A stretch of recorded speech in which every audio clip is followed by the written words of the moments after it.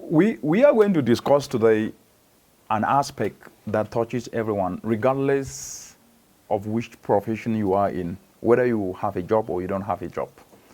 Because everybody have a job in one way or the other. When you get up in the morning and you get into the kitchen to wash those plates, you are doing something.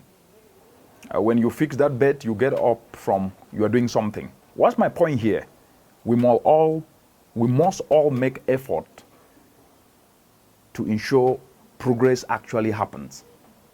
If you do not make an effort to do something, you can never accelerate progress. Because many a times, we choose the easy options when there were harder options that could have led us to address and turn a challenge into an opportunity, but we choose the easy options that keep us in the same place without taking us forward. What's the point? Effort is important. Taking effort, making effort is important. Making effort to turn challenges into opportunities is important, because even in the scriptures, we are told that there is no food for a lazy man. Laziness is unacceptable. We are told that for those who understand the story of Jesus turning water into wine during the wedding, he asked people to put water into the 6 jars. So there was an effort. Water was put into the jar by people. So what if they did not put that water? Would it have been turned into wine? Your guess is as good as mine. So effort must be made for miracles to happen, because you are the miracle you have been waiting for. Where is it written that we should not read to understand the context of Africa? Where is it written that if you get up in the morning, you should not be able to tweet something good about Africa? Where is it written that you cannot mentor a young person to inspire that person so that he can mentor others, and then as a result we have a groundswell of good attitude youth who are focused in devising solutions to turn challenges into opportunities, rather than only following the trend of complaining and blaming people all the time? What you seek is in you. The greatest power you look for is inside you.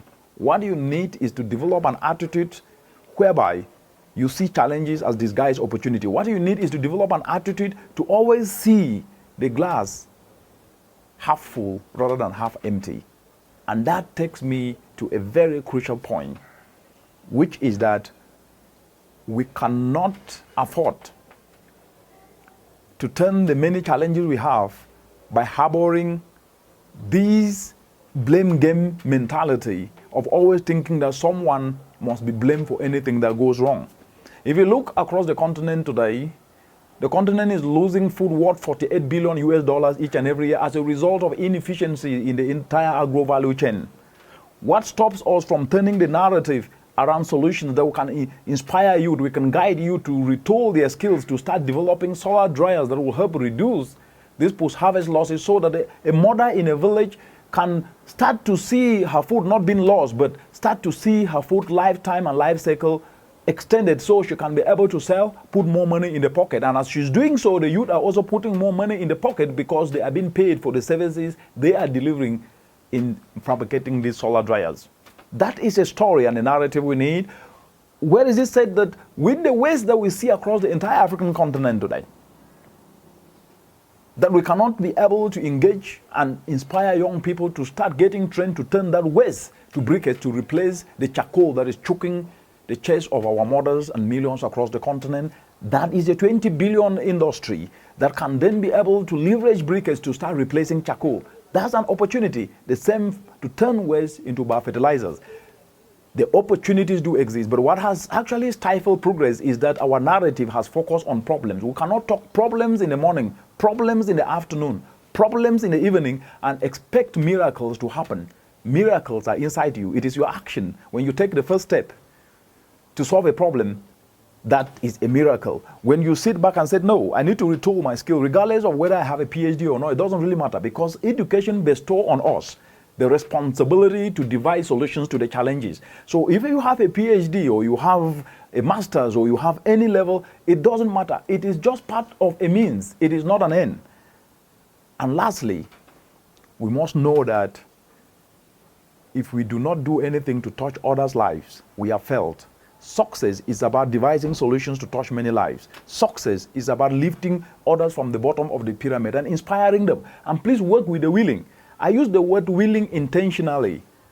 You cannot be able to force those who are unwilling to do things. Work with the willing. Guide those who are willing to be guided. Because everyone should know that your biggest ability is your availability. If you do not avail yourself, you cannot gain new knowledge. Knowledge is power.